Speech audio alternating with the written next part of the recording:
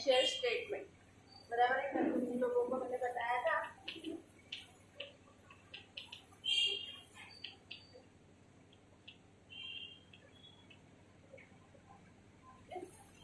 Financial statement includes 4 चीजें बोली थी, 5 चीजें। एक, profit and loss account, second balance sheet, third cash flow statement, fourth changes in equity और इक्विटीज, और फिफ्थ नोट्स टू अकाउंट।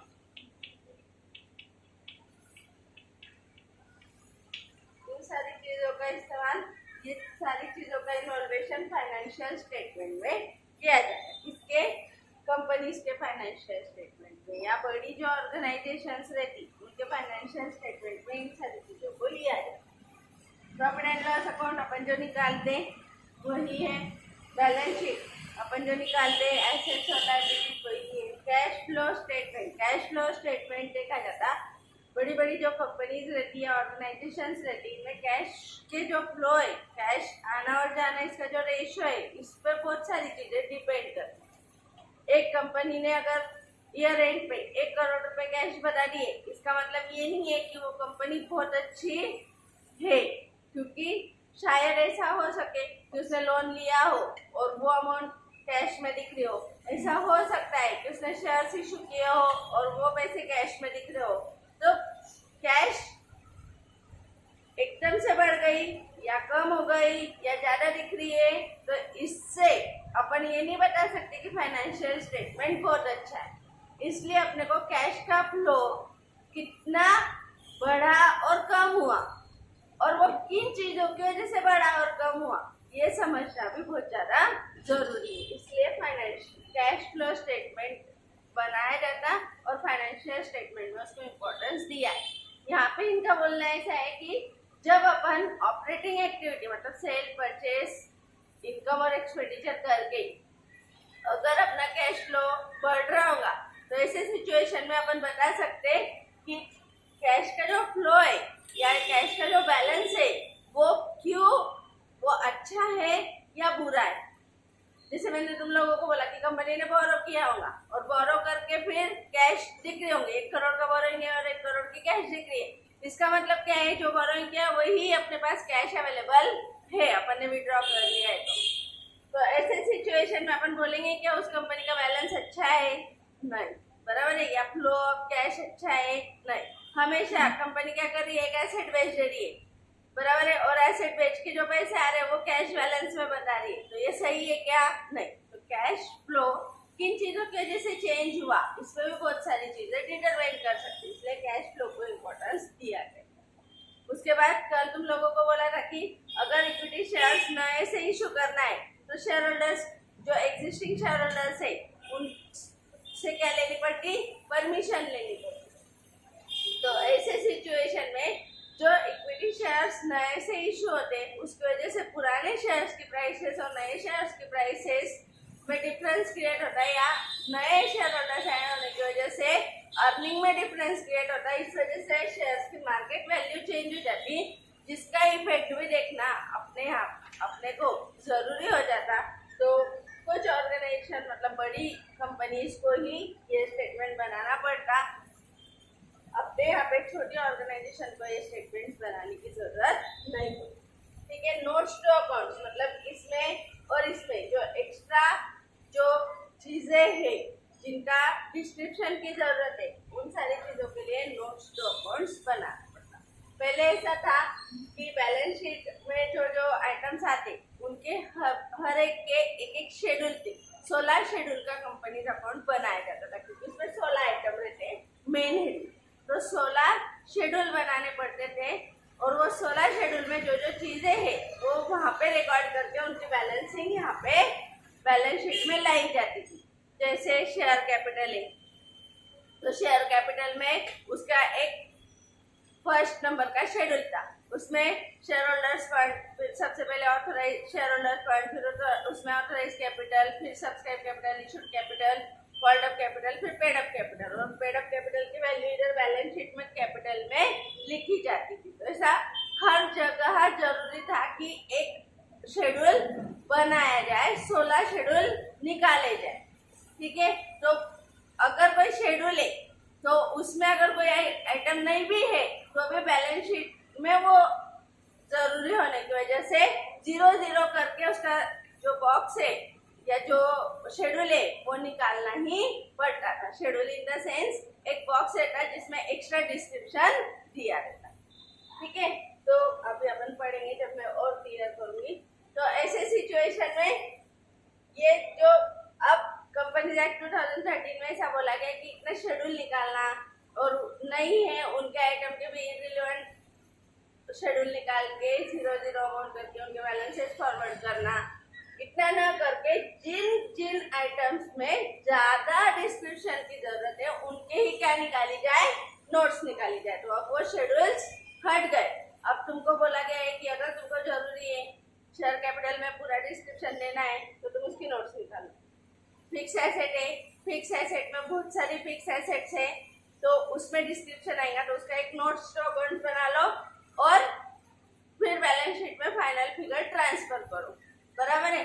अगर एक ही फिक्स एसेट है तो उसका शेड्यूल निकालो, फिर वो शेड्यूल से और बैलेंस डालो, ऐसी अब जरूरत नहीं। पर एक से ज्यादा होंगी, 3-4 होंगी तो ऐसी सिचुएशन में नोट्स डॉक्यूमेंट निकाला है।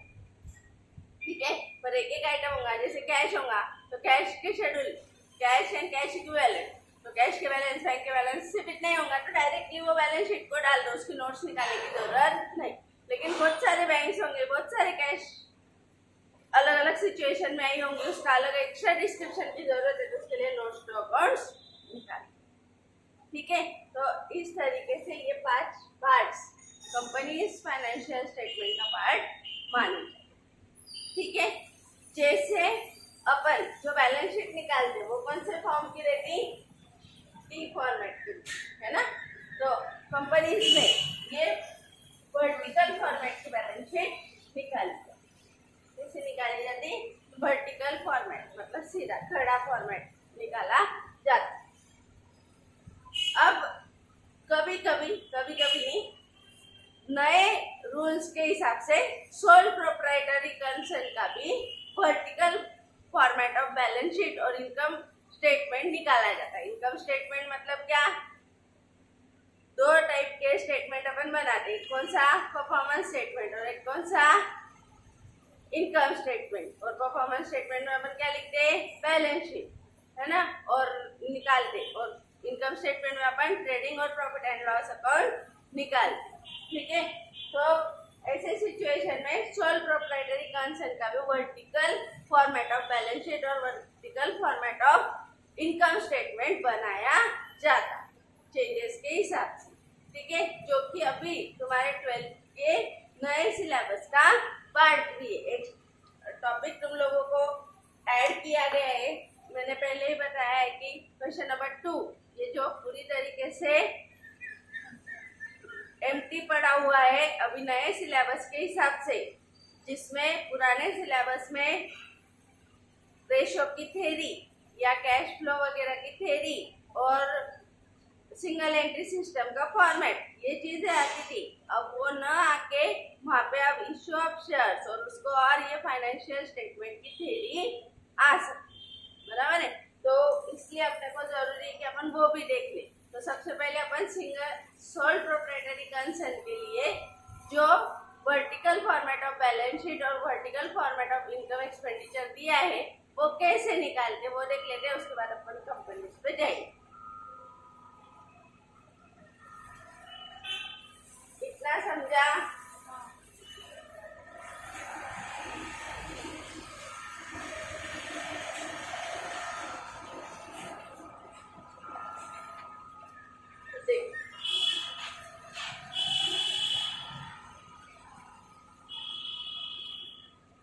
अपन ने बैलेंस शीट के बारे में बहुत कुछ पढ़ के रखा है, फाइनेंशियल स्टेटमेंट के बारे में बहुत कुछ पढ़ के रखा है, 11th की स्टार्टिंग में भी पढ़ के रखा है। बैलेंस शीट या फाइनेंशियल स्टेटमेंट बनाने के कुछ लिमिटेशंस है, जैसे वो हिस्टोरिकल रिव्यू देता है क्योंकि पुरानी वैल्यूज उसमें कंटिन्यू होती है, करंट वैल्यूज में उसको कोई क्या बोलते हैं उसको रेफरेंस नहीं दिया गया है। हिस्टोरिकल कॉस्ट बेस पे बैलेंस शीट और फाइनेंशियल स्टेटमेंट को रिकॉर्ड किया जाता।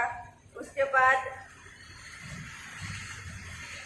जो अलग अलग कंसेप्ट है और जो अकाउंट करने वाला पर्सन है उसके पर्सनल जजमेंट भी बैलेंस शीट में या फिर फाइनेंशियल स्टेटमेंट के आइटम में आने की क्या रहती, पॉसिबिलिटी रहती। इस वजह से भी क्या किया जाता, बोला जाता कि फाइनेंशियल स्टेटमेंट बनाना एक लिमिटेशन वाला काम है। मतलब हमेशा बैलेंस शीट या फाइनेंशियल स्टेटमेंट करेक्ट ही व्यू देंगे ऐसा जरूरी नहीं है, क्योंकि बहुत सारी चीजें हैं जो फाइनेंशियल स्टेटमेंट में अजम्पशन अलग अलग पर्सन के अलग अलग है।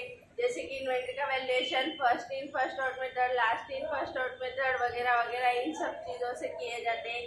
डिप्रिसिएशन अलग अलग मेथड से डाला जाता है, जिसकी वजह से दो फाइनेंशियल स्टेटमेंट को कंपैरिजन करना या दो अलग अलग लोगों ने बनाए हुए फाइनेंशियल स्टेटमेंट को कंपेयर करना और उनका प्रॉफिट सेम ही आएगा ऐसा अजम्पशन लेना भी गलत चीज मानी जाती, बराबर है। इसीलिए फाइनेंशियल स्टेटमेंट बनाना एक लिमिटेशन वाला काम है और फाइनेंशियल स्टेटमेंट में हमेशा कुछ लिमिटेशंस रह जाती है, कुछ गलतियां रह जाने के चांसेस रहते, बराबर है। उसके बाद अपन लेते फॉर्मेट, देखो वाला vertical format of balance sheet.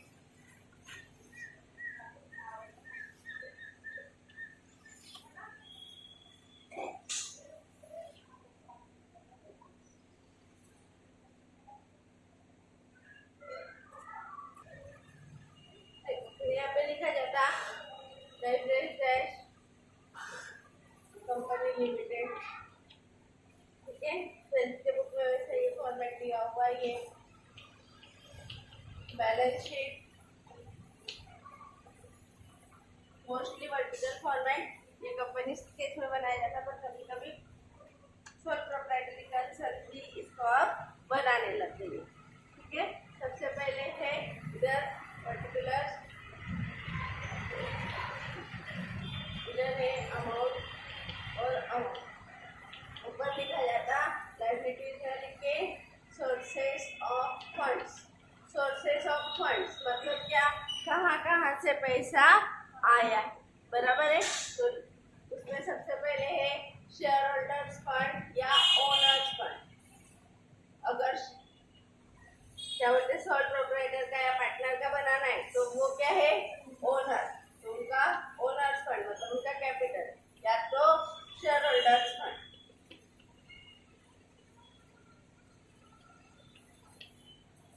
ठीक है।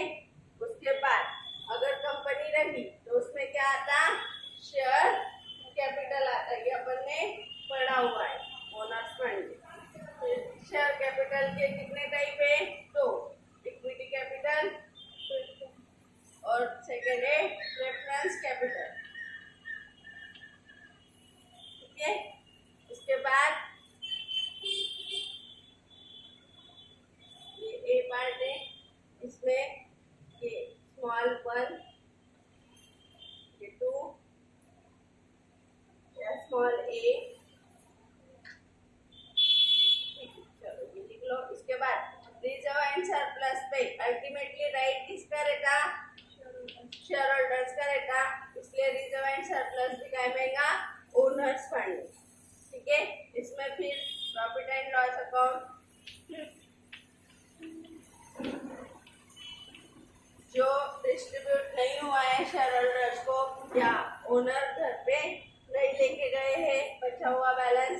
उसके बाद यहाँ पे जनरल रिजर्व और जो भी कोई रिजर्व होंगे सब, सिक्योरिटीज, प्रीमियम, ये सब। उसके बाद प्लेस होगा फिक्टिशियस एसेट्स,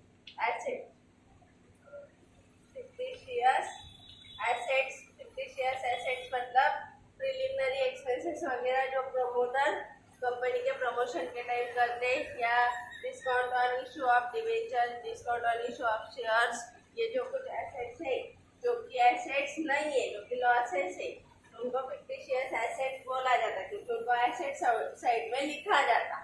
ठीक है, तो इस वजह से ये फिक्टिशियस एसेट्स यहाँ से रिजर्व में से लेस कर ली जाती है। इसको नेट वर्थ ऐसा बोला जाता है। क्या बोला जाता? Net worth.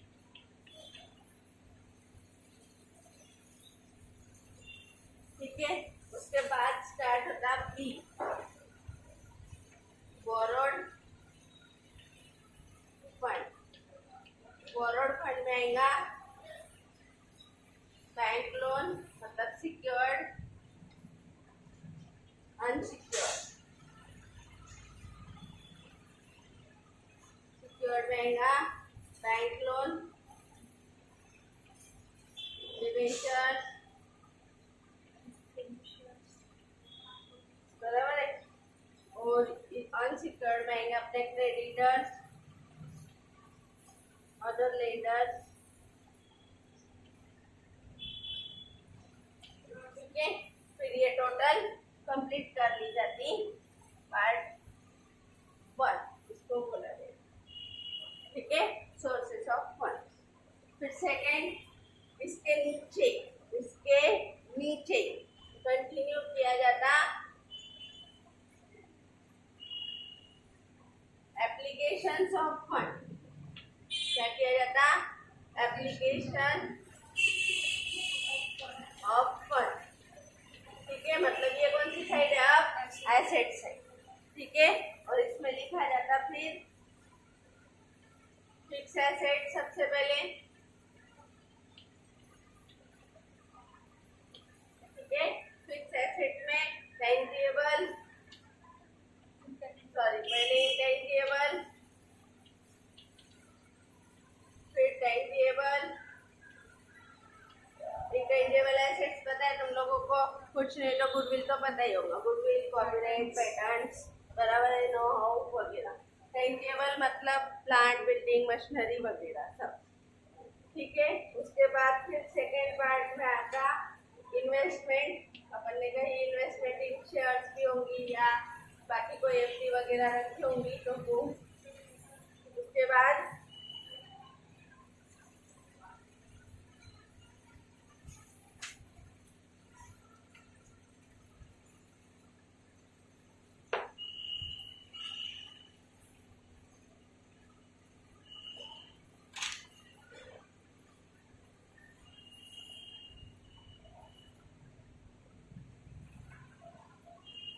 यहाँ पे इन्होंने करंट एसेट्स दिए, एक वर्ड यूज किया वहाँ पे इन्होंने वर्किंग कैपिटल, है ना। अब यहाँ पे क्या किया उन्होंने? करंट एसेट्स लिए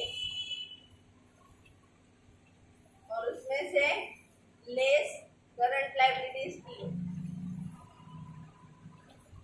12th की बुक में देखोगे तो तुमको ऐसे मिलेगा।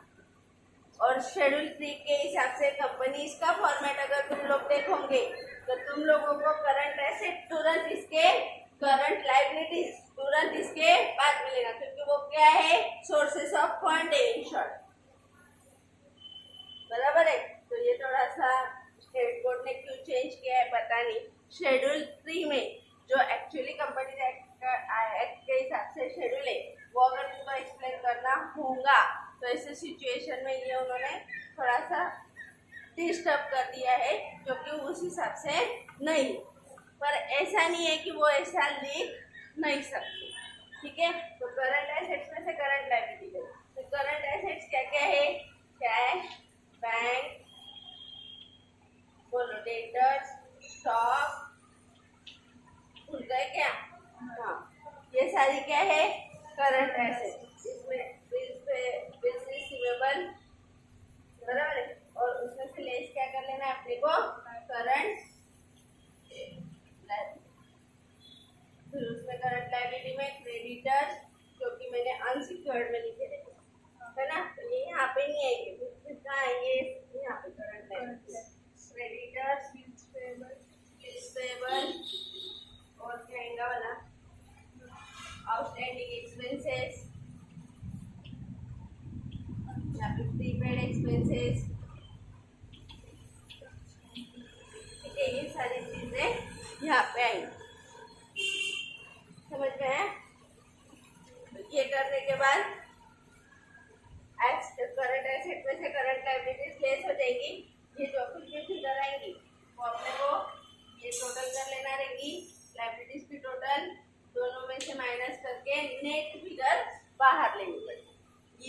फॉर्मेट है वर्टिकल। तुम लोगों को ये एक ही पेज पे लिखना पड़ेगा, ठीक है ना, ऊपर ये और नीचे ये, ठीक है। लिखो इसको, देखो बोला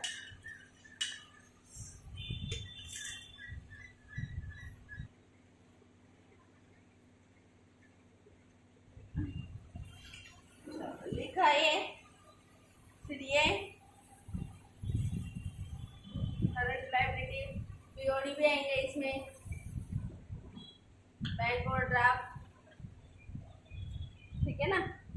तो ये सब हो गया एसेट्स माइनस लायबिलिटीज। तो ये क्या आ गई, नेट करंट एसेट आ गई। देखो एसेट्स अगर 100 रुपये होंगे और लायबिलिटीज अगर 20 रुपये होंगी तो ये नेट बाहर जाएगा।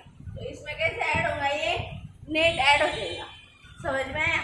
तो इस तरीके से वो अपने को मिल जाएगा, ठीक है। थोड़ा सा ये 12 के स्टेट बोर्ड की बुक में थोड़ा सा कंफ्यूजन क्रिएट कर दिया उन्होंने, और कोई प्रॉब्लम नहीं, मैं वो भी बता देती। देखो एक्चुअली जो कंपनीज एक्ट 2013 के हिसाब से ये वर्टिकल बैलेंस शीट का फॉर्मेट है, इसमें सिंपल अपनी सारी चीज़ें हैं। शेयर होल्डर्स फंड मतलब होल्डर्स फंड, उसमें शेयर कैपिटल, ऐसे भी अपन जो T format of balance sheet निकालते, ठीक है। यहाँ लिख दो,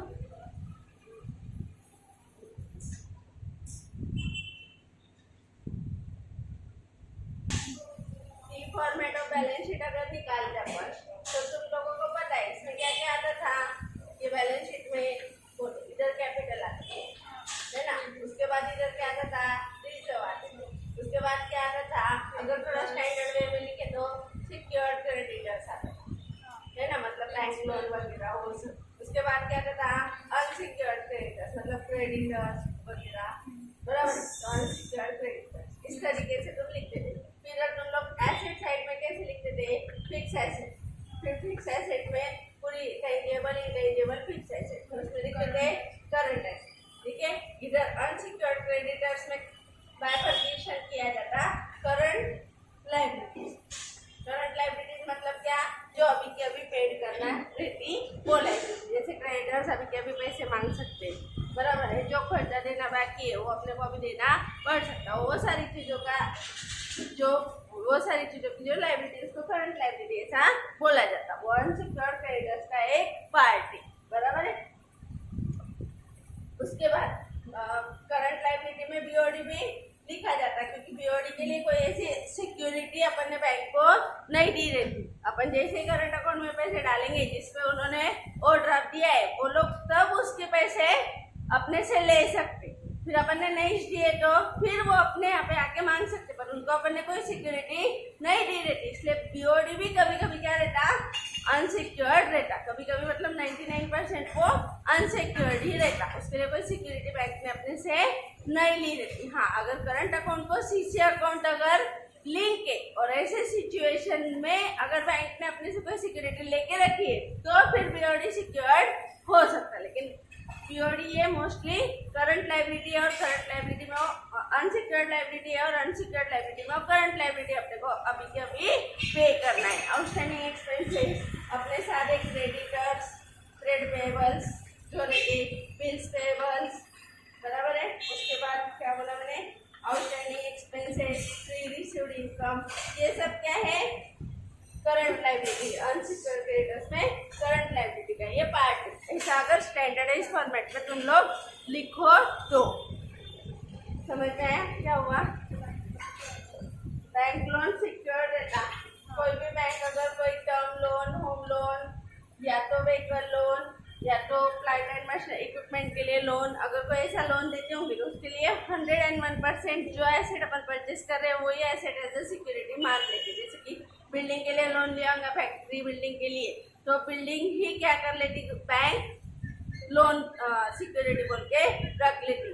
अगर गाड़ी वगैरह ली होंगी तो वही गाड़ी एज ए सिक्योरिटी रख लेती। कोई मशीनरी वगैरह ली होंगी लोन से तो वही मशीनरी एज ए सिक्योरिटी उनके पास डॉक्यूमेंट्स रख लेते, बराबर है। इसलिए अदर बैंक लोन तो क्या है, सिक्योर्ड है, जिनके लिए सिक्योरिटी ली है, पर बीओडी ये सिक्योर्ड नहीं होती।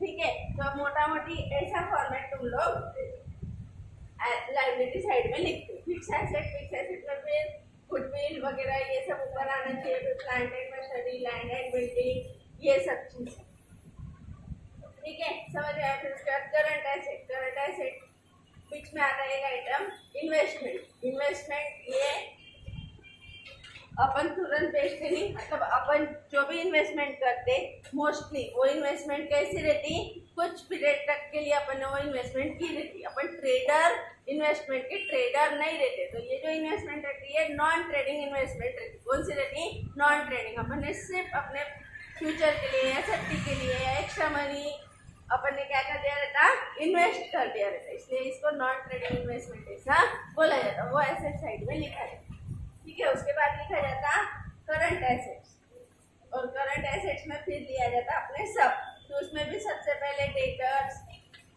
फिर बिल्स पेएबल, बराबर। इसमें भी फिर सिक्योर्ड अनसिक्योर्ड ऐसे बहुत सारे टाइप्स है जो कि अब मैं और बता दी, और ये मोटा मोटी तुम लोगों को जैसे पता है अभी तक 11th और 12th के फॉर्मेट के बेस पे वो तुम लोगों को बता दी। Debtors, bills payable, cash, bank, gold, बराबर। ये सारी चीजें ये मोस्टली इसमें भी जा सकती, ठीक है। नहीं तो इसको कैश एंड कैश इक्विवेलेंट मान के भी गोल्ड को इसमें लिया जाता है, क्योंकि गोल्ड अपन तुरंत क्या कर सकते, कन्वर्टेड इनटू कैश कर सकते, ठीक है।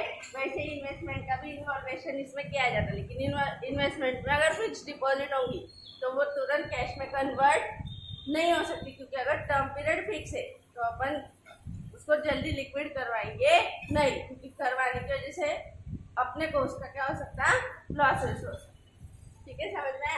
तो ऐसा है, तो कोई इन्वेस्टमेंट लिक्विड भी रह सकती, बराबर है, जिनको अपन तुरंत कैश में कन्वर्ट करवा सकते, ठीक है।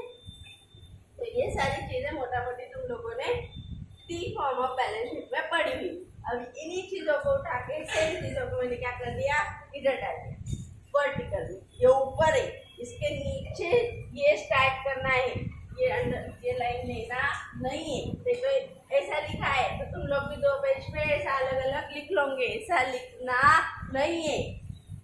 12th की बुक ओपन करना है, इंस्टीट्यूट का मॉड्यूल ओपन करना, उसमें ये पहले दिया गया है, उसके बाद उसके नीचे ये दिया गया है, ठीक है। और एक चीज तुम लोगों को समझानी थी, अब यहाँ पे एक नया फंडा दिया है, वर्किंग कैपिटल, ठीक है। वर्किंग कैपिटल ऐसे तो बहुत बड़ी डेफिनेशन है, पर थोड़े से वर्ड्स में मैं इसको एक्सप्लेन कर देती हूँ। वर्किंग कैपिटल मतलब क्या कि एक ऑर्गेनाइजेशन चलने के लिए उसको मोटा मोटी कितना पैसा लगने की जरूरत है। जैसे कि अपन स्टॉक परचेस करते, बराबर है, उसके लिए अपने को अपने क्रेडिटर्स अराइज हो जाते, वैसे अपन उधारी पे माल सोल्ड करते, उससे अपने डेटर्स क्रिएट हो जाते, कुछ पैसे अपने पास पड़े हुए रहते जो जिसका यूटिलाइजेशन अपन अलग अलग एक्सपेंडिचर करने के लिए करते। तो ऐसे सिचुएशन में जो करंट एसेट्स है, इतने पैसे अपने पास अवेलेबल है, जिसका यूज अपने को बिजनेस चलाने के लिए मस्ट है। हर बिजनेस के डेटर्स रहेंगे, हर बिजनेस में बैंक का बैलेंस रहेगा, कैश का बैलेंस रहेगा, स्टॉक रहेगा, बिल्स रिसीवेबल रहेंगे, ये सारी चीजें इनकी करंट एसेट्स, बराबर है, जो कि क्या होती, सिचुएशन वाइज, बिजनेस वाइज या ऑपरेशन वाइज क्या होते जाती, फ्लक्चुएट होते जाती, बराबर है।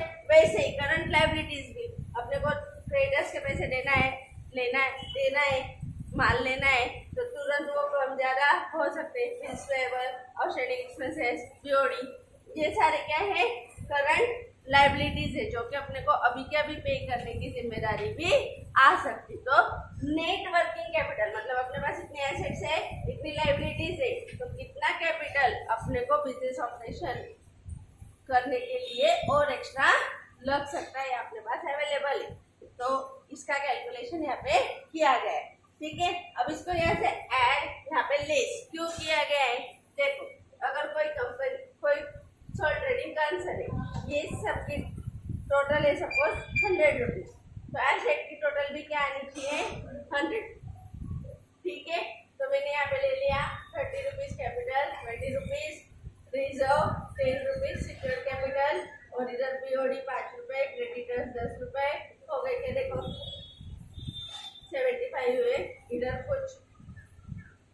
और ले लिए सिक्योर्ड कर लिए 25, ठीक है। और ये पंद्रह और 10 हो गए क्या 25 और 50 100, ठीक है। वैसे ही यहाँ पे भी goodwill 10, character machinery 30, building 30, investment 10, current debtors 5 रुपये, रिसीवेबल है यहाँ पे 5 रुपये, कैश 5 रुपये, बैंक 5 रुपये, बराबर 20, 30, 60, 80, 90, ठीक है। और ये कर दो 10। ऐसे सिचुएशन में ये टोटल क्या हो गई 10, ठीक है।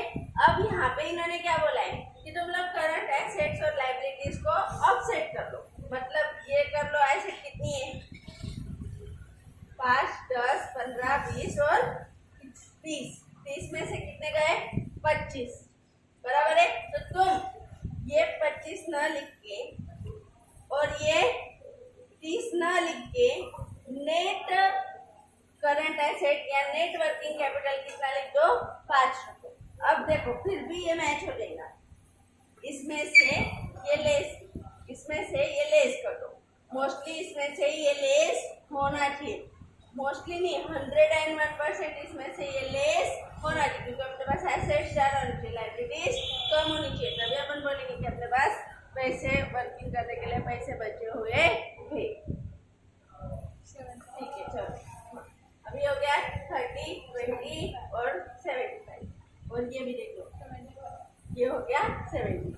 तो इन्होंने बस कुछ ही ज़्यादा हो गया, एसेट्स करंट एसेट्स में से करंट लाइबिलिटीज ले सकते, क्योंकि अपन दो अलग अलग पार्ट में लिखे थे, इन्होंने इसको मिक्स कर दिया। अब इन्होंने इसको अलग से कहीं एक्सप्लेन करना था, जैसे एसपी का टॉपिक अगर रहेगा, एसपी सब्जेक्ट अगर पढ़ेंगे तो वहाँ पे इसको अलग से एक्सप्लेन किया है, इसको बैलेंस शीट में लिखने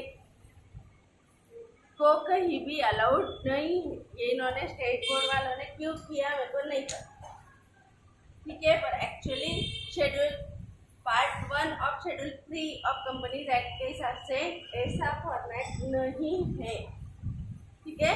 समझ में आया? तो इस तरीके से ये हो सकता। तो ये तुम्हारे स्टेट बोर्ड का फॉर्मेट था, इसलिए मैंने इसे लिख कर दिया। मैं अब तुम लोगों को कंपनीज एक्ट के हिसाब से जो फॉर्मेट है वो लिखवा दूँगी, ठीक है। ये भी लिख लो अगर थोड़ा कुछ हेल्प हो जाए तुम लोगों को तो,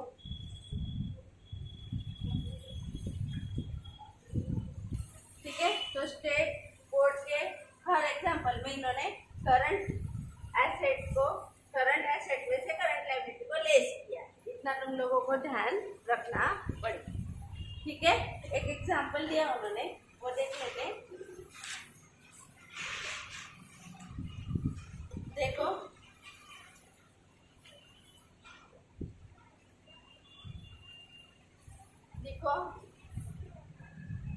convert the balance sheet of convert following balance sheet into vertical balance sheet। अपने को टी फॉर्मेट की बैलेंस शीट दी है, स्टेट बोर्ड का पेज नंबर 347 पे। वैसे तो मैं लिख रही हूँ क्वेश्चन,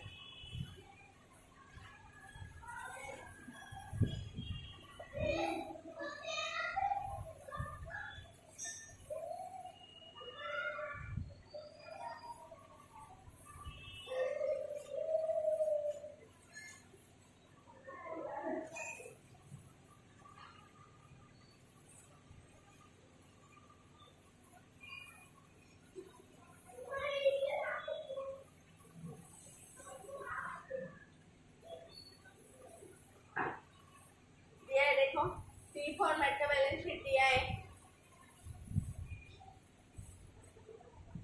बैलेंस शीट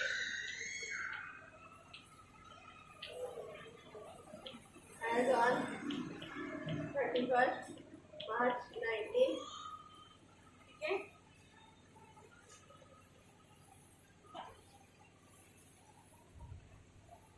इधर लायबिलिटीज, इधर एसेट्स, ठीक है, इधर capital, reserve, 12% loan, current liability, इधर है 50,000, इधर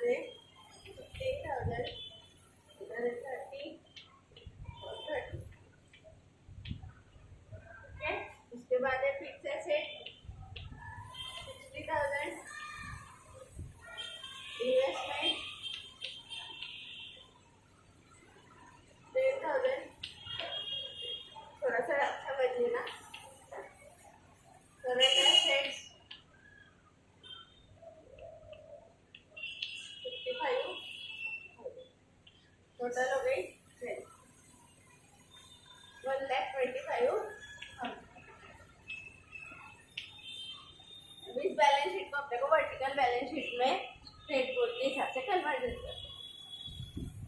चलो क्या करेंगे अपन, बैलेंस शीट निकालेंगे।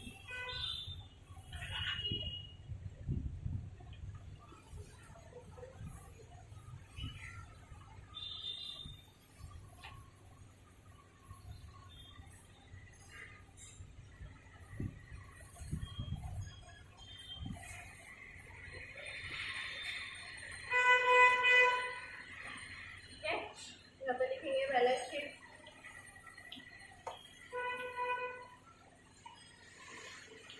As on 31st March 19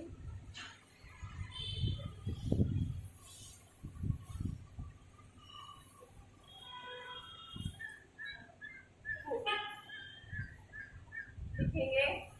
part A में अपन ने देखा था, क्या देखा था, application of sources of funds,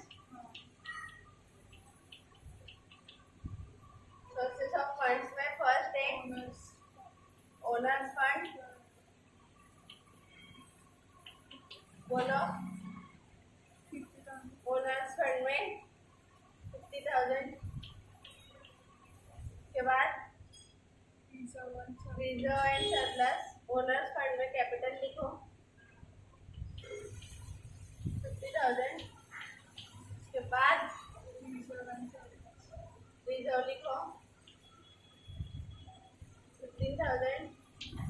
ये टोटल क्या है, ओनर्स फंड 65,000। उसके बाद लिखो सिक्योर्ड लोन, या लोन लिख लो, सिक्योरिटी क्या, सिक्योरिटी यानी 12% लोन 30,000। उसके बाद करंट लायबिलिटीज, ठीक है। अब स्टेट बोर्ड की बुक में करंट लायबिलिटीज भी लिखा है, ठीक है। इनकी टोटल हो जाएंगी पार्ट ए। अब लेकर सेकेंड पार्ट में अपन ने देखा था एप्लीकेशन ऑफ फंड्स, और एप्लीकेशन ऑफ फंड में सबसे पहले क्या है, फिक्स्ड एसेट। अपने को यहाँ पे डायरेक्ट नाम से दे दिया है तो अपन 60,000 डायरेक्ट लिखेंगे। सेकेंड है इन्वेस्टमेंट 10,000। करंट एसेट्स डायरेक्टली दे दिया है, करंट एसेट्स कितना दिया है 55,000। इसमें से अपने को क्या करना है, लेस करंट लायबिलिटी, जैसे तुम लोगों की स्टेट बोर्ड की बुक में है 30,000, ठीक है। तो क्या क्या, ठीक है, लेस करना है 25,000। करो देखो लायबिलिटीज की टोटल और इसकी टोटल 95, ठीक है। इस तरीके से ये बैलेंस शीट, ठीक है। क्वेश्चन या आंसर इसको बोला फटाफट।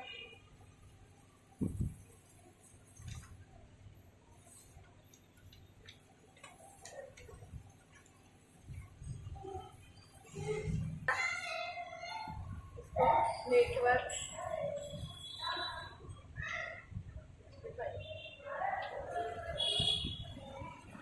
और ठीक है, चलो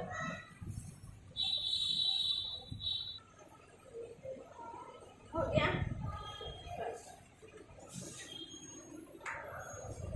अब मैं तुम लोगों को समझा देती जो एक्चुअली कंपनीज एक्ट 2013 के हिसाब से बैलेंस शीट का फॉर्मेट है।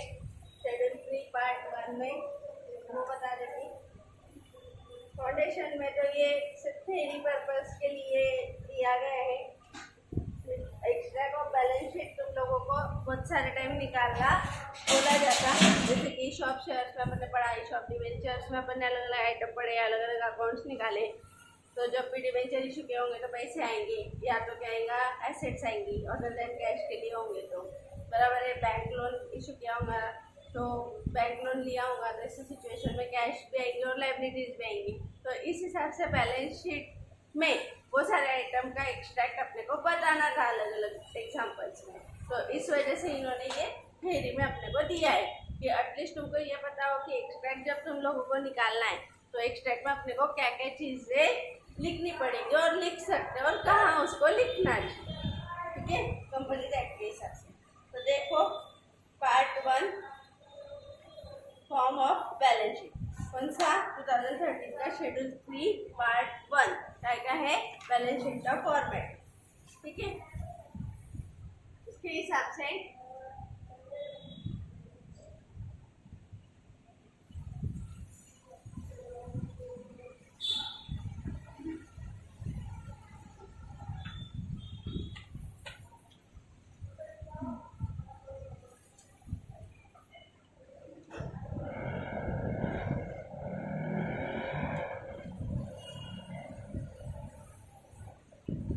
वर्टिकल फॉर्मेट है, मैं बार बार बोलते जा रही हूँ, है ना।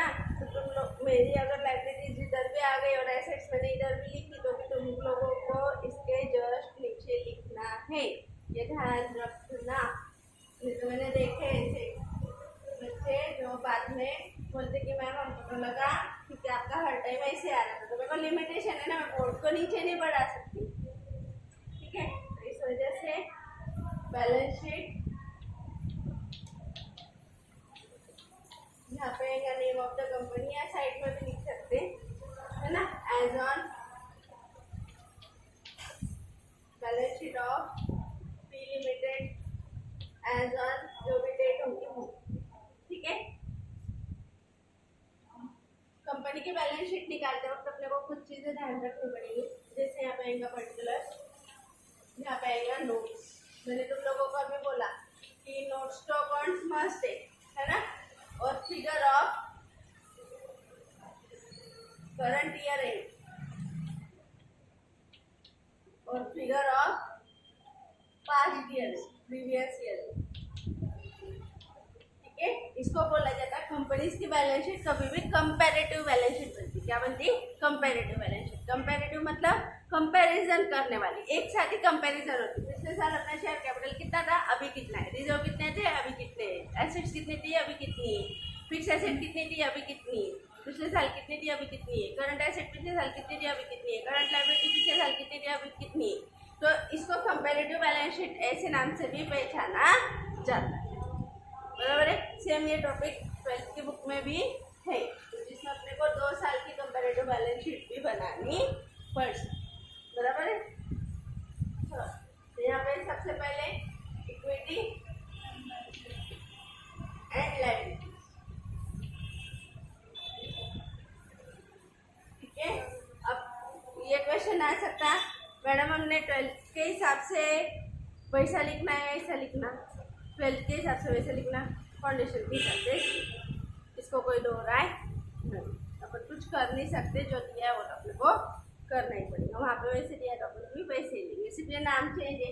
यहाँ पे है, वहाँ पे है सोर्सेस ऑफ फंड और यहाँ पे है इक्विटी एंड लायबिलिटी, और ये सबसे ज़्यादा बेस्ट है, वो नहीं, क्योंकि वो थोड़ा सा कैश फ्लो के बेसिस पे उन्होंने उसका बाइफर्केशन कर लिया है। ठीक है, फिर इसमें सबसे पहले क्या था, शेयर होल्डर्स फंड। अब ये तो पूरी कंपनी की ही बैलेंस शीट अपन पढ़ रहे है ना।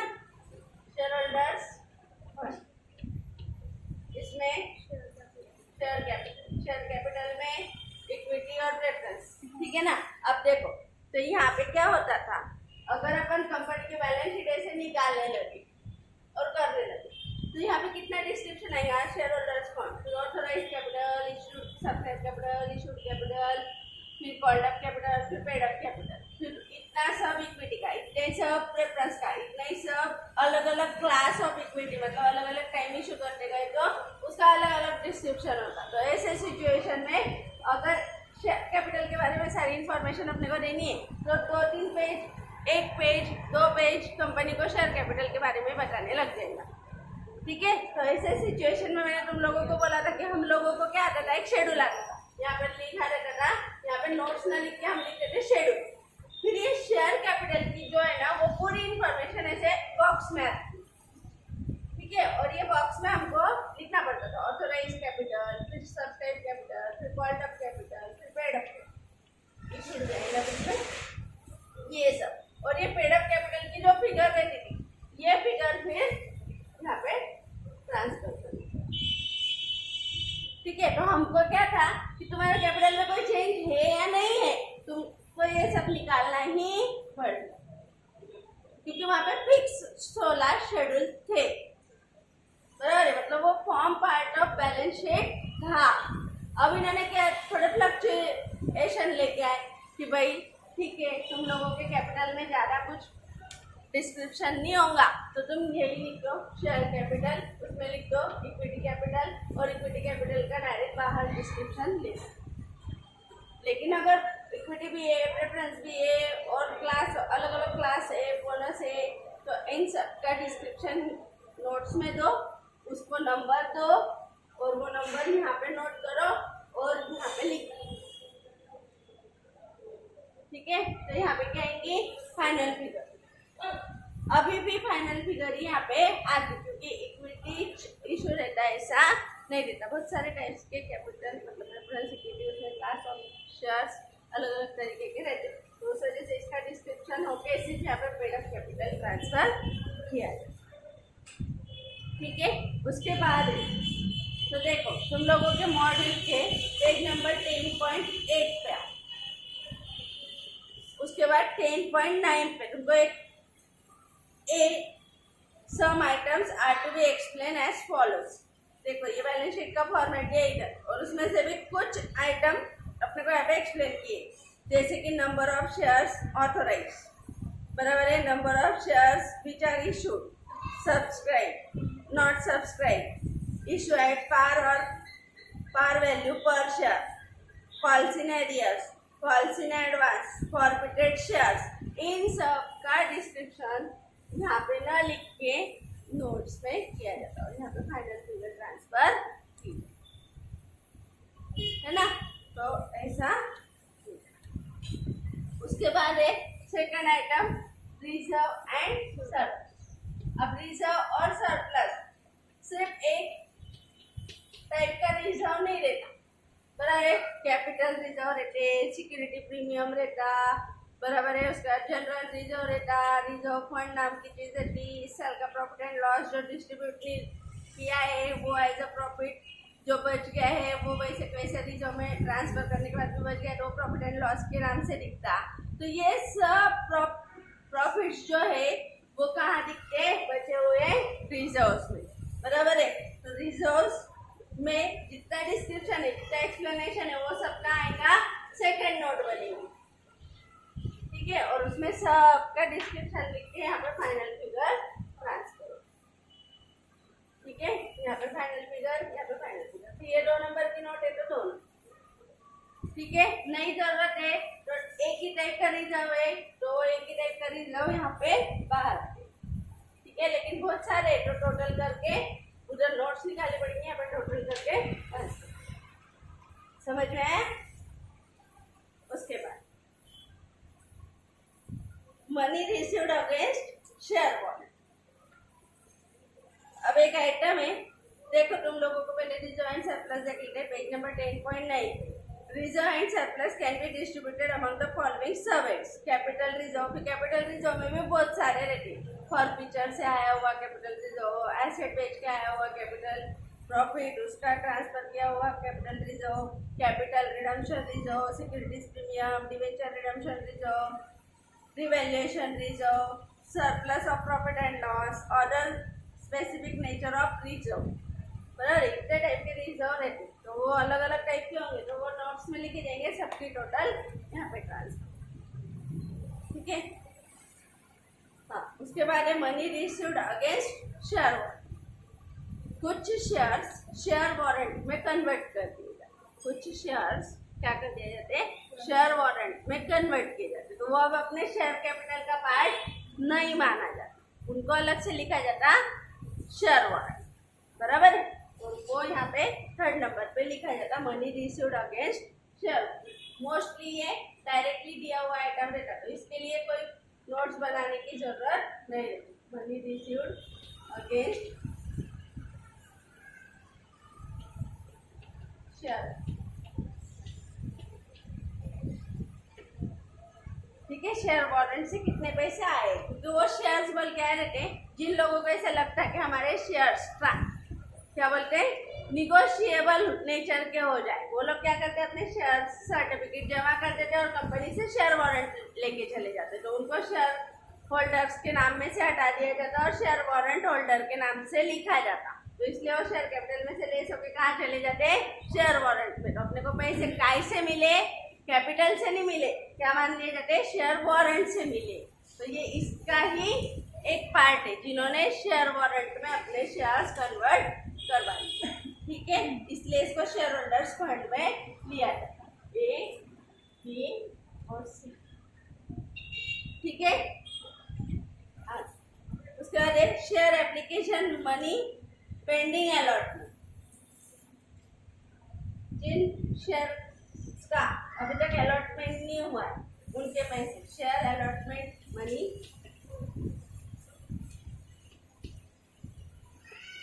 पेंडिंग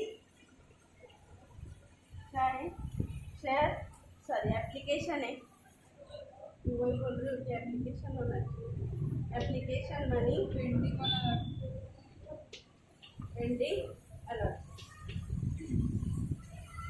जिनके शेयर्स एप्लीकेशन आ गए उनके पैसे अपने पास पड़े लेकिन उनका अलॉटमेंट नहीं हुआ है, तो जब तक उनका अलॉटमेंट नहीं होता उनके पैसे अपने पास एज ए लाइबिलिटी बढ़े रहते, बराबर है। इसलिए अपने लाइबिलिटीज में वो दिखना चाहिए। तो सब हेड में नहीं लेके मेन हेड में लिया गया है, ये फर्स्ट ये सेकेंड। ठीक है, थर्ड है non current liabilities. Non current liability मतलब जो करंट नहीं है, जो अभी के अभी मांगने नहीं आएगी वो लाइबिलिटी। फिर बैंक लोन अभी के अभी आ जाएगा क्या मांगने नहीं, उसका टर्म है, टर्म लिए अपन इंस्टॉलमेंट पेड करते जाओ, अगर नहीं पेड किया तो भी वो कुछ दिनों की मोहलत अपने को प्रोवाइड करते, धीरे धीरे लीगल प्रोसीजर है उस हिसाब से उनका पेमेंट किया जाता। तो सिक्योर्ड बैंक लोन क्या है, नॉन करंट लाइबिलिटी। अब नॉन करंट लाइबिलिटी में भी लॉन्ग टर्म, शॉर्ट टर्म, बराबर है, प्रोविजंस, ये सब है। लॉन्ग टर्म बोरोइंग्स, फिर डेफर्ड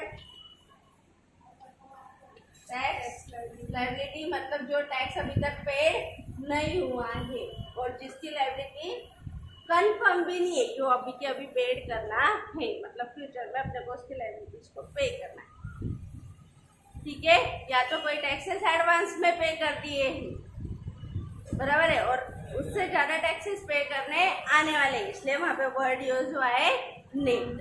ठीक है, इसका एक्सप्लेनेशन अपन डेफर्ड एसेट और लाइबिलिटीज जब पढ़ेंगे या डेफर्ड एक्सपेंडिचर पढ़ेंगे तो ये और ज़्यादा समझ जाए। उसके बाद है अदर लॉन्ग टर्म लाइबिलिटीज, मतलब नॉन करंट में क्या है, करंट नहीं तो लॉन्ग टर्म है, इसलिए देखो long term borrowings, deferred tax liability जो फ्यूचर में अरेज होने वाली है, अदर लॉन्ग टर्म लाइबिलिटीज और लॉन्ग टर्म प्रोविजन।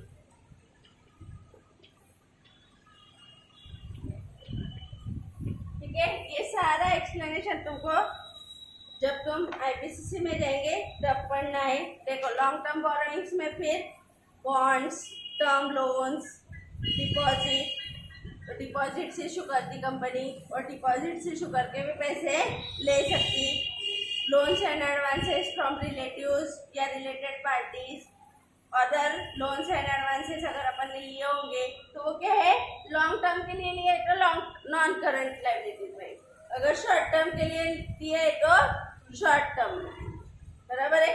फिर नेक्स्ट है देखो करंट लाइबिलिटी, शॉर्ट टर्म मतलब क्या, करंट लाइबिलिटी। करंट लाइबिलिटीज में इसको आगे कंटिन्यू कर लेते हैं, तो फिर तुम लोगों को वापस ऐसे इधर लिखूंगी तो वो टी फॉर्म होने के और चांसेस है।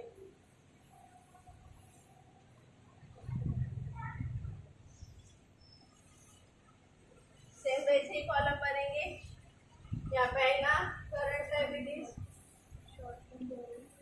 फिर इसमें शॉर्ट टर्म बोरोइंग, तो शॉर्ट टर्म के लिए अगर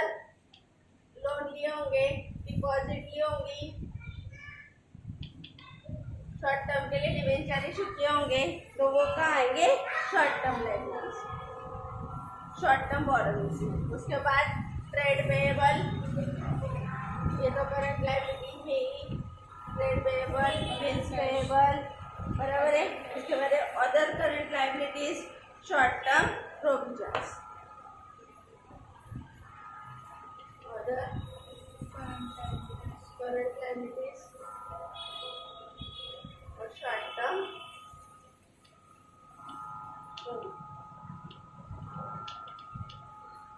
ठीक है।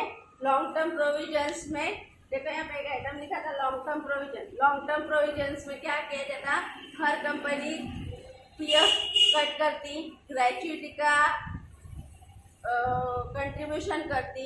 ऐसे सिचुएशन में वो उनको कब पे करना है, जब रिटायर होगा एम्प्लॉय तब ग्रेच्युटी का, प्रोविडेंट फंड का या किसी भी लाइबिलिटी का पेमेंट करना है। लेकिन उसके लिए प्रोविजन कब कर लेते, अभी की अभी, इसलिए उसको क्या लेंगे, लॉन्ग टर्म प्रोविजन लेंगे, बराबर है। शॉर्ट टर्म बोरोइंग्स में लोन पेएबल ऑन डिमांड, मतलब BOD, loans and advances from related party for limited period या short period, deposit issue for short period, बराबर है। फिर करंट लायबिलिटी में इंटरेस्ट ऑन बोरोइंग्स, जैसे डिबेंचर का इंटरेस्ट पे करना है पर पेड नहीं किया है, बराबर है। इनकम रिसीव्ड इन एडवांस, कुछ इनकम रिसीव्ड इनकम मैंने पहले फॉर्मेट में लिखा था। अनपेड डिविडेंड, डिविडेंड पेड करना था, प्रोविजन भी की है लेकिन निकाला नहीं है, तो ऐसी सारी चीज़ें टाइम आएंगी करंट लायबिलिटीज में, ठीक है, समझा। उसके बाद शॉर्ट टर्म प्रोविजंस, आरटीडी वगैरह की प्रोविजंस अगर दी होंगी तो वो सब यहाँ पे ली जाती है। शॉर्ट टर्म प्रोविजन मतलब जो लिमिटेड पीरियड के लिए प्रोविजन की जाती, ठीक है। टैक्सेस पेड करने के लिए शॉर्ट टर्म प्रोविजन की जाती। उसके बाद है करंट लायबिलिटीज हो गया, ठीक है। अब क्या होगा, ये लायबिलिटीज साइड की टोटल ऑफ लायबिलिटी, इसके जस्ट नीचे लिखा जाएगा एसेट्स। तो इनमें जिसके भी लिए एक्सप्लेनेशन बहुत सारा होगा। लॉन्ग टर्म प्रोविजन है, उसमें मैंने प्रोविडेंट फंड, ग्रेच्युटी, एसओपी बहुत सारे कर सकते, तो उन सारों के लिए क्या करेंगे, नोट्स टू अकाउंट्स निकालेंगे, फाइनल फिगर्स यहाँ पे। लॉन्ग टर्म लोन अपन ने 10 बैंकों से लोन लेके रखा है, तो सबका डिस्क्रिप्शन यहाँ पे अलग अलग ना रिकॉर्ड करके लॉन्ग टर्म लोन के लिए एक नोट्स टू अकाउंट्स निकाला जाएगा, उसमें टोटल वैल्यू कैलकुलेट करके यहाँ पे, ठीक है। तुम लोगों को ये सिर्फ इंट्रोडक्टरी पार्ट बोल के दिया गया है ताकि तुम लोगों को ये समझ में आए कि इसमें क्या क्या चीज़ें आ सकती। चलो फिर अपन पढ़ेंगे एसेट्स। एसेट्स में पहले क्या है, इंटेंजिबल, सॉरी फिक्स्ड एसेट है ना। फिक्स्ड में पहले क्या है, इंटेंजिबल। इंटेंजिबल मतलब जो एसेट्स को अपन छू नहीं सकते लेकिन जो एसेट्स अपनी रहती है, जैसे goodwill, brand name, trademark, computer software, mining rights, copyrights, patterns, trademark, licence, कोई फॉर्मूला मतलब नो हाउ, ये सारी चीज़ें कहाँ आएंगी, इंटेंजिबल एसेट्स में। उसके बाद टेंजिबल एसेट्स,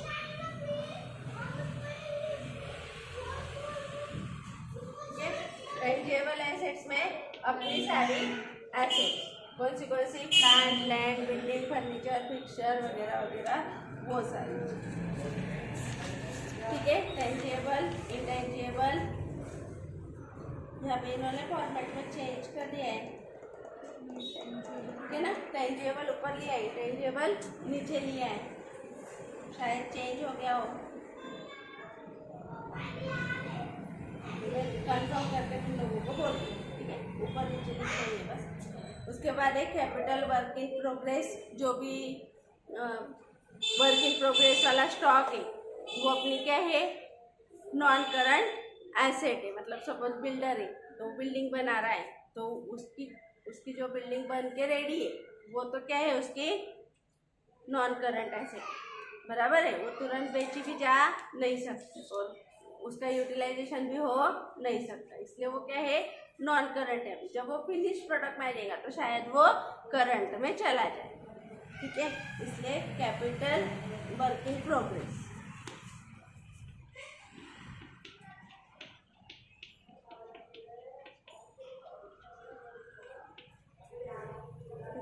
उसके बाद इंटेंजिबल एसेट अंडर डेवलपमेंट, बराबर है।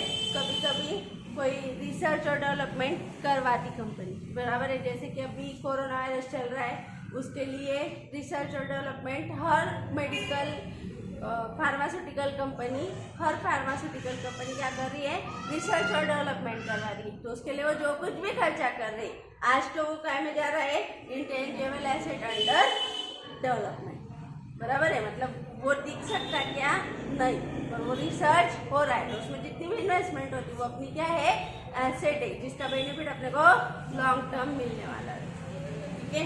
इसलिए वो दिया है इंटेंजिबल एसेट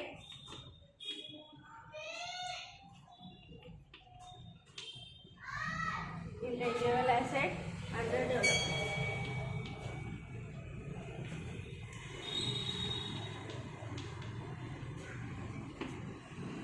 उसके बाद है non current investment. Non current investment मतलब जो करंट इन्वेस्टमेंट नहीं है, मतलब जो लॉन्ग पीरियड के लिए की गई है। अब इसमें शेयर्स में इन्वेस्टमेंट किया अपन ने, प्रेफरेंस शेयर्स में, इक्विटी शेयर्स में, किसी कंपनी के डिबेंचर्स में, तो लॉन्ग टर्म के लिए अगर इन्वेस्टमेंट है तो long term non current assets में लिया जाएगा, बराबर है, या लॉन्ग टर्म इन्वेस्टमेंट में लिया जाएगा। लेकिन अगर equity shares, preference shares short term के लिए लिए हैं, या डिबेंचर है, फिक्स डिपॉजिट अपन ने शॉर्ट टर्म पीरियड के लिए की है, तो वो काय में लिया जाएगा, करंट इन्वेस्टमेंट में लिया जाएगा, बराबर है। तो इस तरीके से इसका बाइफर्केशन है, नॉन करंट इन्वेस्टमेंट और current investment. Non current investment, ठीक है। उसके बाद है डेफर्ड टैक्स एसेट।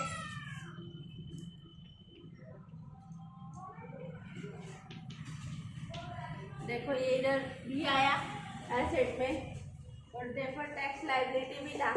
अगर अपन ने टैक्सेस पे किए लेकिन कम पे किए तो पे करना बचे तो वो लायबिलिटी है, और अपन ने टैक्सेस पे किए लेकिन ज़्यादा पे कर दिए जो कि इस साल के पेमेंट से क्या है, कम है, इस साल के पेमेंट से ज़्यादा है। मतलब मेरे को टैक्स पेड करने थे 100 रुपीज़, है ना, और मैंने ऑलरेडी पे कर दिए 80, तो वो मेरी क्या है, 20 रुपीज़ आउटस्टैंडिंग टैक्स। और इधर क्या है, अगर मेरे को टैक्स पे करना था 100 और मैंने पे कर दिया है 120, तो वो मेरी 20 रुपीज़ मेरी क्या है, एसेट, बराबर है। तो ये दोनों साइड आया देखो। उसके बाद है long term loans and advances given है। हाँ, ये अब ये long term loans and advances दिए होंगे तो अपन भी किसी कंपनी को या किसी पर्सन को बोरोइंग करते रहते, तो ऐसे situation long term loans and advances, borrowings नहीं लिख सकते इसको क्योंकि अपन ने दिए है, इसलिए वो अपने तरफ से दिया गया एडवांस है। किसी पार्टी से अपने को कोई वर्किंग करवा के कंप्लीट करवा के लेनी होगी, तो ऐसे सिचुएशन में ये जो लोन है ये क्या रहता, लॉन्ग टर्म इन्वेस्टमेंट रहती, कि अपन ने 2 साल बाद उसका प्रोडक्ट बन के रेडी होने वाला है, लेकिन अपन ने आज ही उसको ऑर्डर दे के रखी, या प्लांट एंड मशीनरी वो अपने हिसाब से बना के देने वाला है, तो अपन ने आज ही ऑर्डर दे के रखी, तो वो क्या है, long term loans and advances है, प्री बुकिंग करने के लिए जो दिए जाते, ठीक है। अदर नॉन करंट एसेट, और कोई नॉन करंट एसेट होगी तो वो। उसके बाद है करंट इन्वेस्टमेंट या करंट एसेट्स। करंट एसेट्स है, करंट एसेट्स में करंट इन्वेस्टमेंट, बराबर है, जो कि अपन कुछ दिनों के लिए या कुछ सालों के लिए खरीदने का अपन ने सोचा है, तो अपन ले परचेस करेंगे, मार्केट बड़ा सोल्ड कर देंगे। उसके बाद इन्वेंट्रीज मतलब स्टॉक में तीनों टाइप की इन्वेंट्रीज, अगर नॉर्मल ट्रेडिंग का काम कर रही है तो ऐसे सिचुएशन में स्टॉक में तीनों, रॉ मटेरियल का स्टॉक, वर्क इन प्रोग्रेस का स्टॉक और फिनिश गुड्स के स्टॉक की इन्वेंट्री यहाँ पे आएंगी। तो इसका भी एक नोट बनेगा, नोट्स टू अकाउंट्स। और वहाँ पे ये स्पेशली जाएगा। ठीक है, देखो दिया होगा पीछे तो long term loans and advances,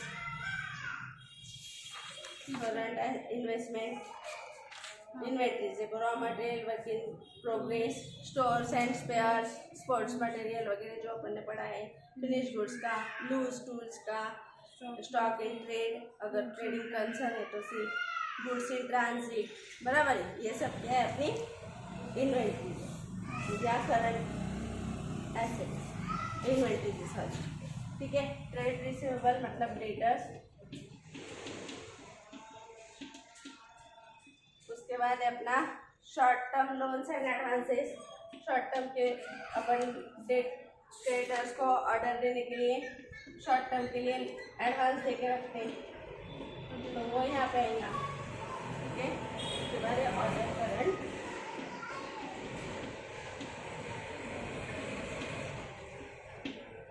ठीक है। इस तरीके से अपने को सारी लाइबिलिटीज और एसेट्स को रिकॉर्ड करना पड़ता, फिर लाइबिलिटी एसेट की टोटल, और हमेशा assets is equals to liabilities हो। ठीक है, और ये सेकंड कॉलम क्या था, comparison of previous years figure. अब देखो पिछले साल की भी यहाँ पे डिटेल्स डालनी है। ठीक है, समझ में आया? इतना लिखो, फिर अपन प्रॉफिट एंड लॉस करें।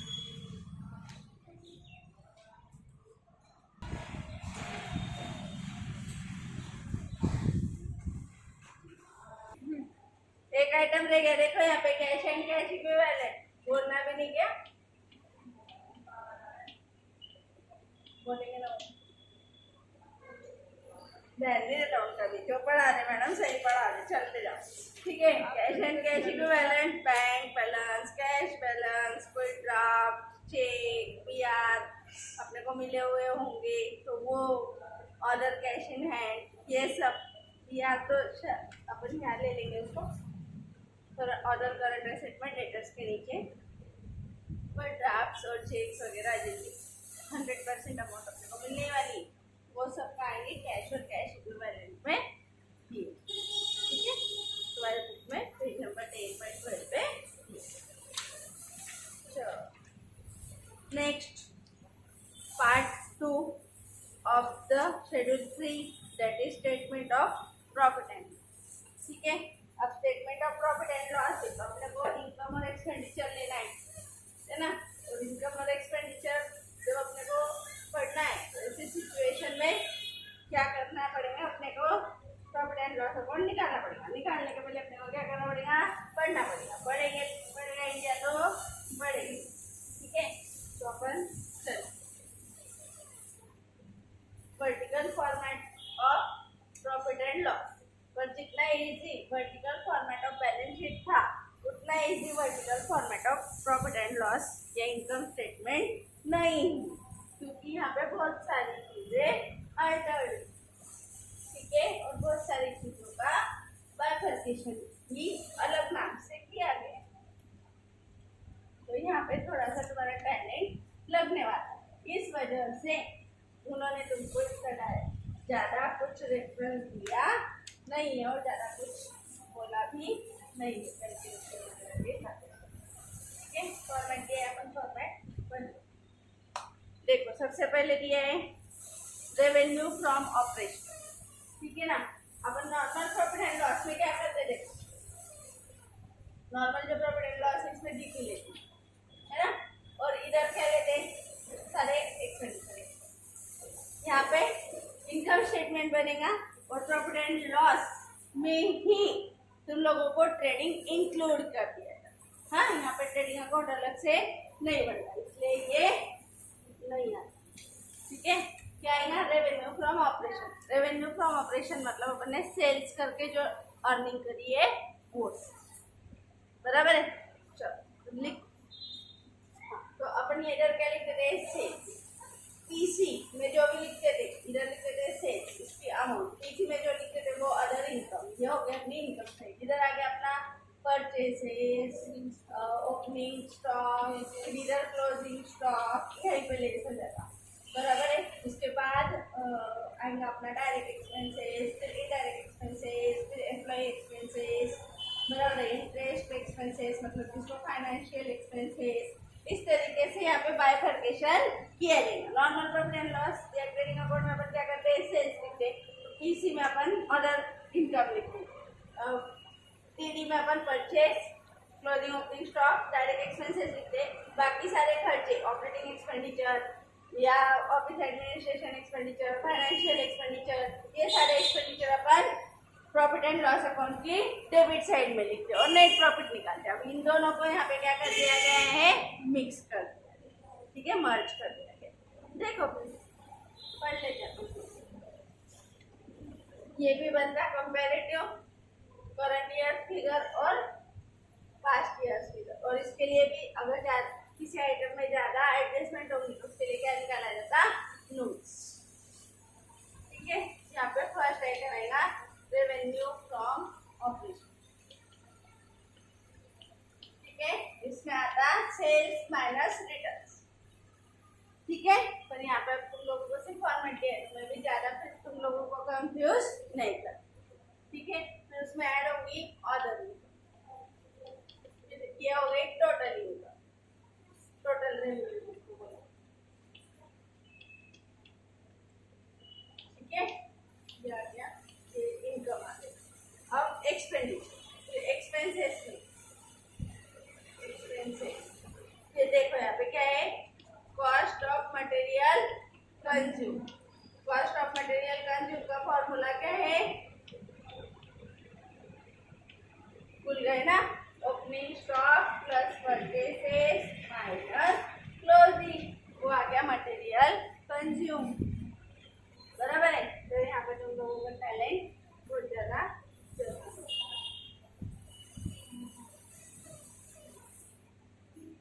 ठीक है। तो यहाँ पे इन्होंने परचेसेस को ऐड नहीं किया होगा, कॉस्ट ऑफ मटेरियल कंज्यूम में परचेज ओपनिंग माइनस क्लोजिंग लिया होगा, क्योंकि परचेस इन्होंने अलग से लिया है, purchase of stock in cell,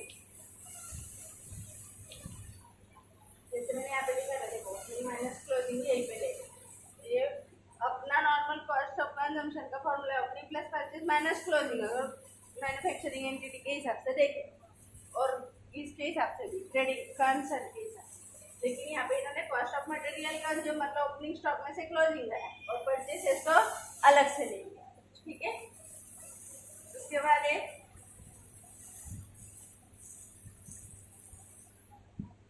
हाँ, फिर अब यहाँ पे जो आया कॉस्ट ऑफ मटेरियल कंज्यूम, ये सिर्फ काय का रहता, रॉ मटेरियल का रहता, ये कहाँ पढ़ा अपन ने, ये अपन ने पढ़ा हुआ है मैन्युफैक्चरिंग एंटिटी में, मैन्युफैक्चरिंग एंटिटी में रॉ मटेरियल का ओपनिंग स्टॉक, बराबर है, रॉ मटेरियल का inward carriage inward minus closing stock of raw material, उसकी जो अमाउंट आती थी उसको अपन क्या बोलते थे, कॉस्ट ऑफ कंज्यूम, बराबर है। तो ये सिर्फ काय से रिलेटेड है, रॉ मटेरियल से, अगर फिनिश गुड्स करेंगे तो उसका डिस्क्रिप्शन अलग से आता है।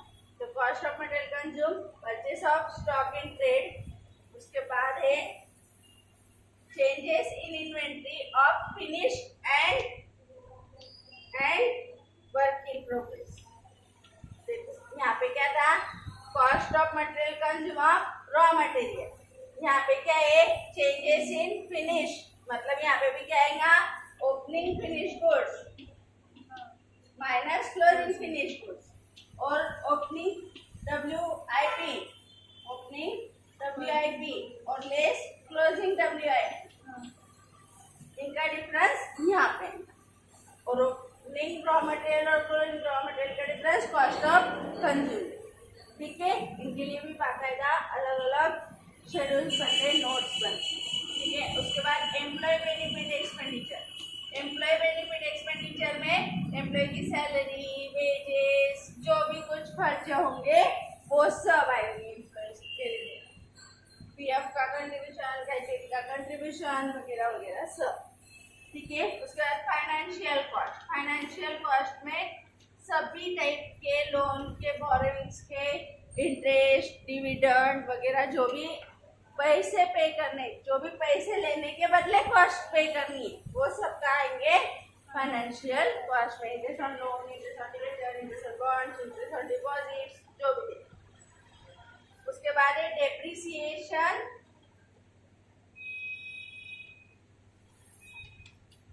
And amortisation. बराबर है, तुम लोगों को पता है डेप्रिसिएशन क्या पे लगता है, फिक्स एसेट पे। तो अमोर्टाइजेशन ऑफ एसेट किसका होता है, इंटेंजिबल एसेट्स का और फिक्टिशियस एसेट्स का। तो ऐसे सिचुएशन में उनका जितना भी अमोर्टाइजेशन और डेप्रिसिएशन है उसको सेपरेटली यहाँ पे लिखा जाता है। और अदर एक्सपेंसेस जो इन 3-4 कैटेगरी में नहीं आए उनको सबको कहाँ डाल देंगे अपन, अदर एक्सपेंसेस। ठीक है, फिर आ गई ये टोटल एक्सपेंसेस। टोटल एक्सपेंसेस अब क्या करेंगे, income minus expenses, a minus b. बराबर है, इसको बोलेंगे अपन net profit before exceptional and extraordinary item. क्या बोलेंगे, इधर लिख लो, इधर ले लो।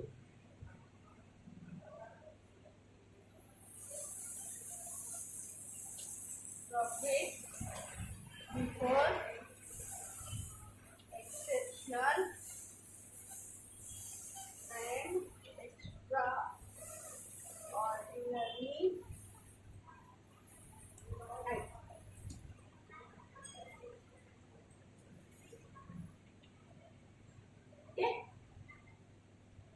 इसके भी प्रीवियस ईयर की फिगर्स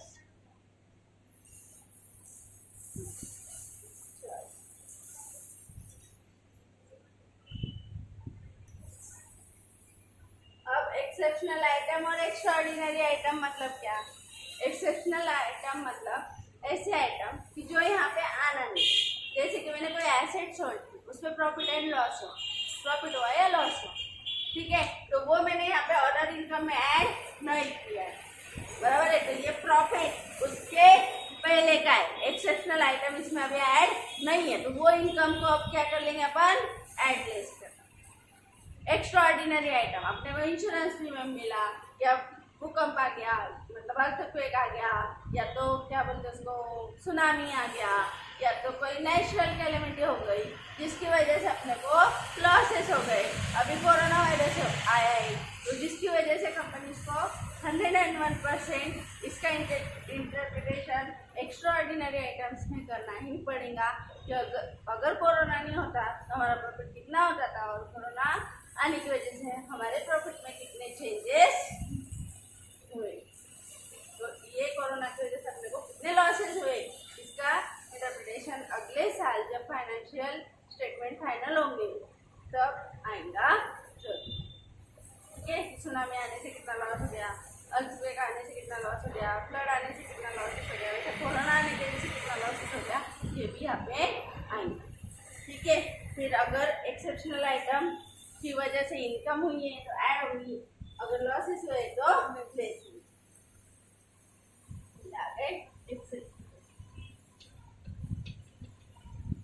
फिर ये क्या आ गया, प्रॉफिट आफ्टर एक्सेप्शनल,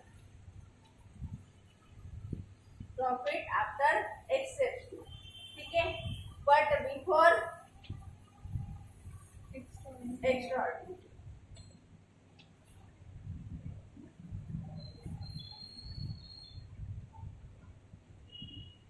ठीक है, फिर क्या होगा, एक्स्ट्राऑर्डिनरी आइटम।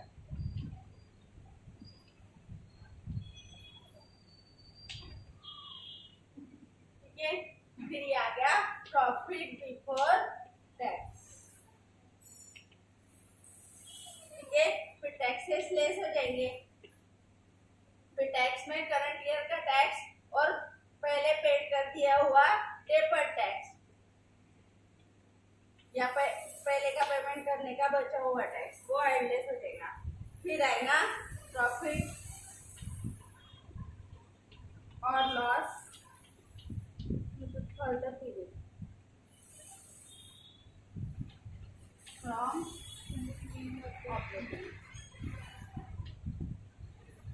ऑपरेशन से ऑपरेशन। ठीक है, लेस कोई ऑपरेशन अगर अपन ने बंद कर दिया होगा तो कंटिन्यूड ऑपरेशन का लॉस और प्रॉफिट लॉस होगा या प्रॉफिट होगा, ऐड और लेस हो जाएगा, जो भी कुछ होगा ऐड और लेस, बराबर है। फिर ये आ गया टैक्सेस ऑफ डिसकंटिन्यूइंग ऑपरेशन।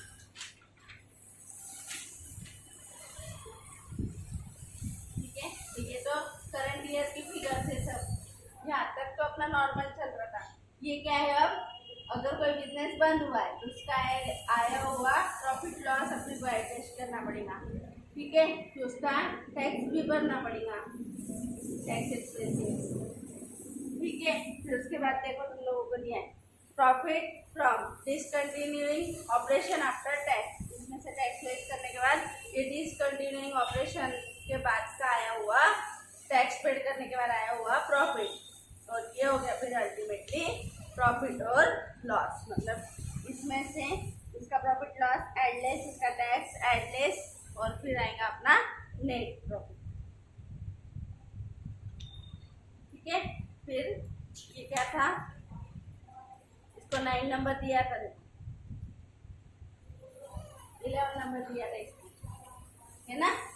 और इसके बाद आने वाले एक को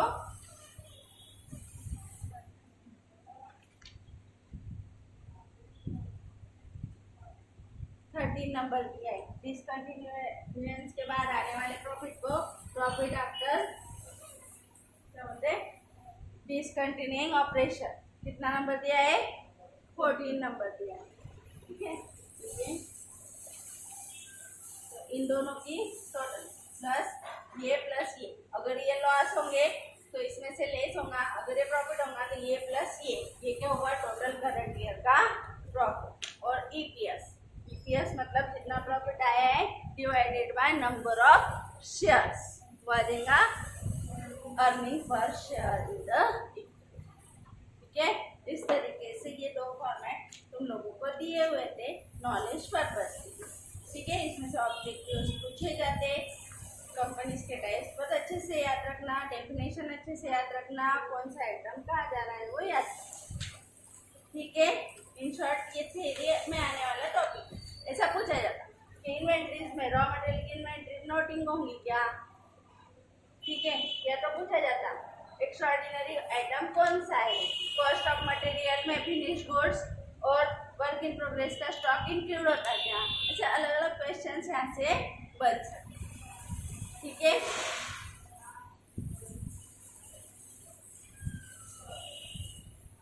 ठीक है, इसको लिखो फिर अपन करते। अब अपना उस हिसाब से तो सेकंड मॉड्यूल पूरी तरीके से खत्म हो गया है।